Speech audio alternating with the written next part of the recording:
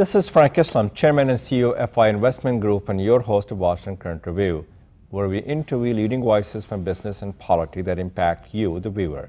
Today, our guest is Delegate Aruna Miller. Aruna is a dear friend. Also, she happens to be my delegate in the House in the state of Maryland. Welcome to the show, Aruna. And thank you. Welcome back to the show. Thank you very much, And she's Frank. going to talk about the woman's issue, which is a very near and dear to her heart. And I hope it is near and dear to all of you in the audience. Do you think there's a war against the woman these days? And if so, why? Absolutely, Frank. If you take a look at it, women every single day face inequalities in their life. Inequality in terms of the pay, inequality in the gender, inequality in healthcare, inequality in everything. Absolutely. Pretty much. Access to reproductive health care, their privacy, pay wages. You know, women earn less than men for the same type of work that they do. And also how society views and assists women when they become victims of crime. So, you know, this year marks the 40th anniversary of Roe versus Wade. And despite all the progress that we have made, we still have House Republicans that are introducing close to 30 bills in order to erode these rights away.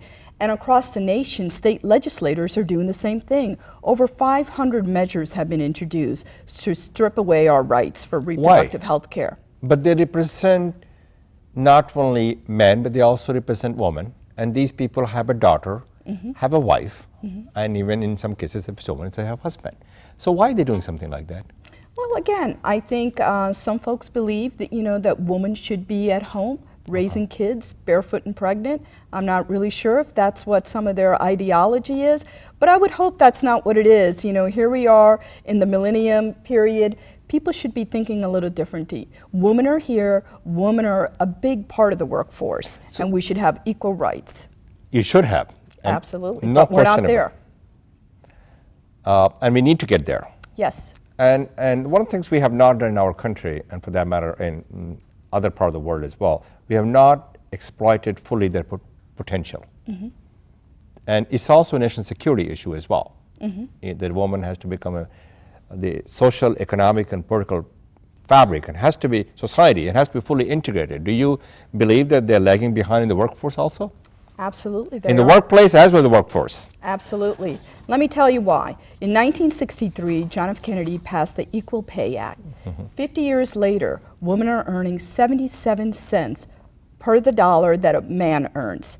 So, you know, this inequality starts from the very beginning. When a young lady graduates from college, she earns 82 cents to the dollar that a male student who graduates earns. And as her career progresses, that wage gap increases more and more and more. So yes, we do have an inequity in the workforce as well. And you know, this inequity, women should be paid the same amount of money as a man should. It should be based on their education and their skills and not their anatomy. The question that a lot of people ask, that you find the woman in the workplace, obviously they're teachers and they're nurses, but they're not necessarily rocket scientists. We talk about rocket scientists not 2 minutes ago, you know, with one of the fellow who came over here. Is that because the fact that they lack the education in terms of the science, technology, engineering, math also, they don't go to school in those areas? Well, you know, in the STEM area, maybe women aren't as active in that area, but overall, women are more educated than men in this nation. And they form more than 50% of the student population, as I understand. That's right, and also almost 50% of the labor force. But I think where so they're not treated well in the workforce, as a matter of fact, so you're saying there are a lot more women, but they're not treated equally in the workforce. Well, they are in the workforce, but here's what I think. Women have a unique role. Not only do they happen to be 40% of the breadwinners in this country, they also have a dual role. They tend to be the primary caretakers of children and the elderly in their home. As a result of that, they can't compete as well with men in the workforce who don't have the same responsibilities that women do. So they tend to take more low-paying jobs, minimum wage jobs, and that's where you see majority of the women. You know, in fact, 2/3 of people who earn minimum wage in this country are women. But they're sacrificing it by taking care of the children to create the next generations of Americans. That's right. That is the responsibility they bear. And we should give them all the credit in the world what they do for our nation, for our country, for our communities. I wish everybody thought like you, Frank. Well, I think a lot of people do think that way, but somehow the message is not getting there. And also, as you know, there are not that many women in terms of executive positions as well. Why is that? Well, obviously, some of, there are a lot of reasons behind it. So I just want to hear your ideas. A, why is the case? And B, what do we need to do to make sure they can advance their cause? Okay, fair question. Again, I think women are just as educated as men, if not more, to be able to get these executive positions. But I think what happens is there's a lot of discrimination they face. In fact, so they confront hostility and a prejudice? Absolutely. Sexual harassment, there's, not being able to get paid, again, the same amount of money that a man would at that level. In fact, the Lilly Ledbetter yes, Act, that was the first bill that President Obama signed into law, and it talks about these inequities. That's what it's trying to get rid of. So I think, again, women are not getting these executive positions, not because they're not talented enough and not because they're not educated. I think it's because there's still a lot of discrimination out there. And also, women, as you indicated earlier, we are the procreators of life. So we, have to take time off to raise a family, bear a child, and we don't have family-friendly policies in the workplace today in America or in the state of Maryland, and that's one of the things we need to change. So what are you going to do in the state of Maryland? You have a political positions there. What would you do to change this? Well, I have the incredible honor of serving you, Frank, as my constituent, and the rest of, District 15. And because of this, incredible privilege that I have, one of the things that I'm trying to do is introduce a bill to have paid maternity parental leave.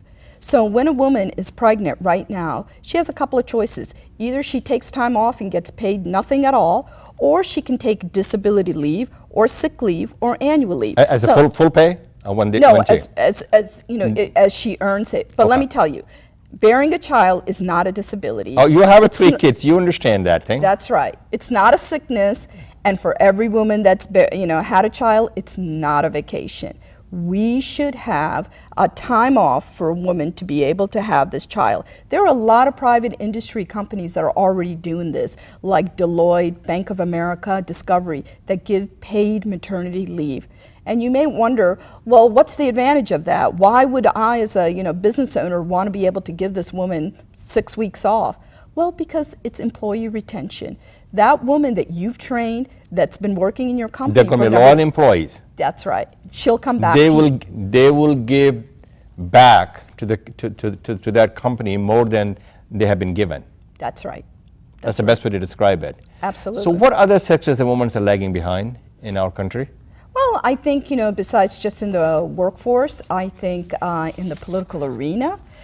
They're not engaged as much in politics? Not just engaged, but being in elected office. Being elected office, yeah. Women represent over 50% of the population. No, it's a true statement. And at the federal level, we represent roughly about 17% of elected offices, and across the state level, we represent about 23%. So we're not fully being represented in the elected office. And also areas that can help women during, like, when they're victims of crime, being in the legal system, being police officers. If you see more women in that area, I think you will see more women who are victims of crime feeling more comfortable to come forward and express a situation that they might have been through. So these are the areas I think we're lacking in: political office, in the legal system, in How about science, technology, engineering, math? Absolutely. Absolutely. I'm an engineer, and I try. You can relate to it. Yes, I can totally relate to that. I think, one of the things that we as society tend to do is, if somebody tells us that our child does not know how to read, that's very upsetting for us. Oh, your child is illiterate. You immediately go dive in and you try to help them. But when they tell you, oh, your daughter's not that good at math, you're like, yeah, she's not that good at math, but that's okay. She's got other things that she can concentrate on. No. We should be just as mindful about focusing our daughters about, getting into the fields of math and not accepting the fact you're a female, it's okay if you're not good at math. Do you think that you kind of talk a little about the violence, the domestic violence? Do you think it's increasing or decreasing? You know, so far studies have shown it's decreased a little, but nonetheless, it's there, it's alive. Why is there a domestic violence against the woman? Well, again, you know, much of the domestic violence that's reported for women tends to be with their intimate partner. So naturally, this is a cycle of generation of thought process where this partner may see woman as a lower level than he is. And, you know, as a result of that, you know, subjects her to, you know, the frustrations that he has during the day or whatever it may be. So I think also that as a society, we need to change our views about that. We need to allow women to come forward, to be able to freely express when they've been victims of crime. And still, women are hiding behind the shadows of all of this. And it shouldn't be like that. It shouldn't be like that. It shouldn't. Now, the education, we talk about the STEM, starts from pre-K, from a child, when they're 4-year or 5-year-old. So the woman has also responsibility to make sure that their child get a good education, especially in those areas where the woman workforce is lagging behind. Am I correct? Yes. Especially to start from home.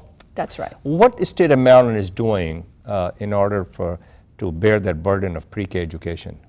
Oh, I think we've invested very heavily in education. Now, of course, overall, Maryland has been ranked #1 in the nation. In education? Yes, not 5 years in a row. pre-K education? Yes, pre-K, we are focusing on that right now, Okay. trying to get funding because that is a critical element. I totally agree. To Yes, not that's only great. our future, but also women's success.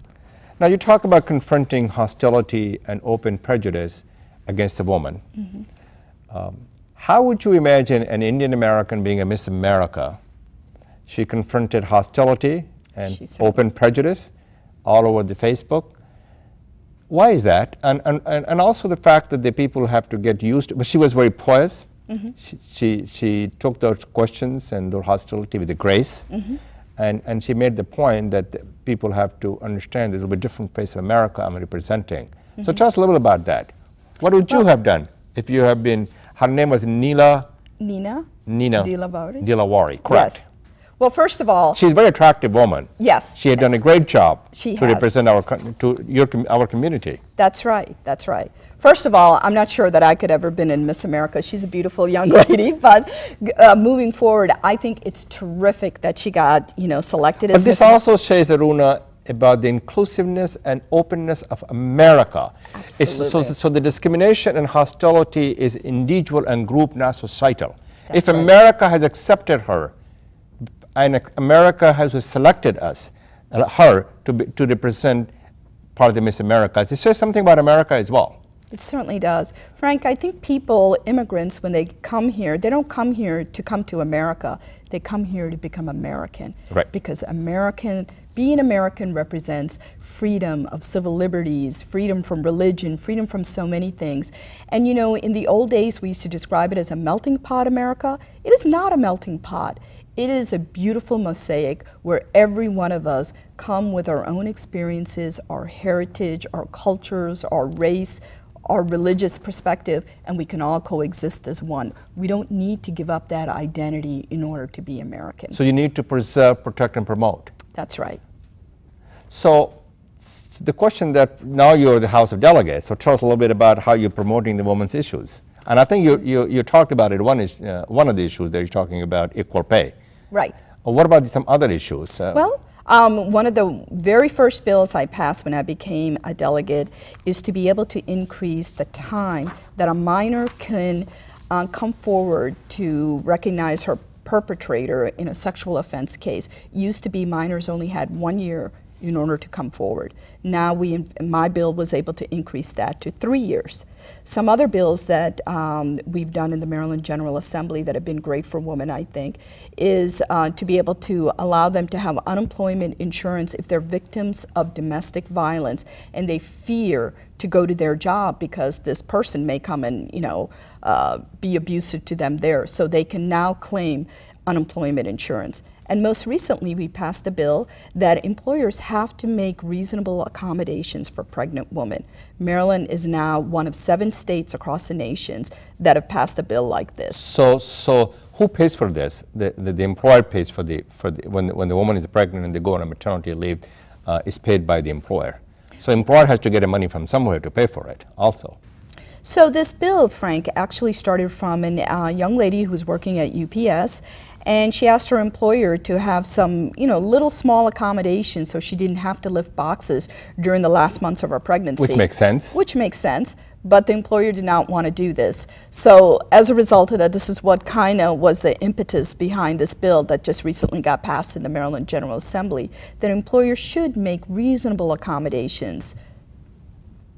To accommodate her? Yes, for pregnant women. So if it means she needs to work at a desk job, why not? If it means she doesn't lift heavy, boxes during that time, but, something else that she does, that's all it is. But it's a huge step for women who are pregnant. You're absolutely right. Now, you're the House of Delegates in the state of Maryland. What do you see for the next time the session starts? What kind of things you're going to be talking about and in terms of legislative agenda? Sure. I think one of the #1 things that we want to focus on is creating jobs in the state of Maryland. Maryland has been recognized across the nation as #1 in entrepreneurship and innovativeness.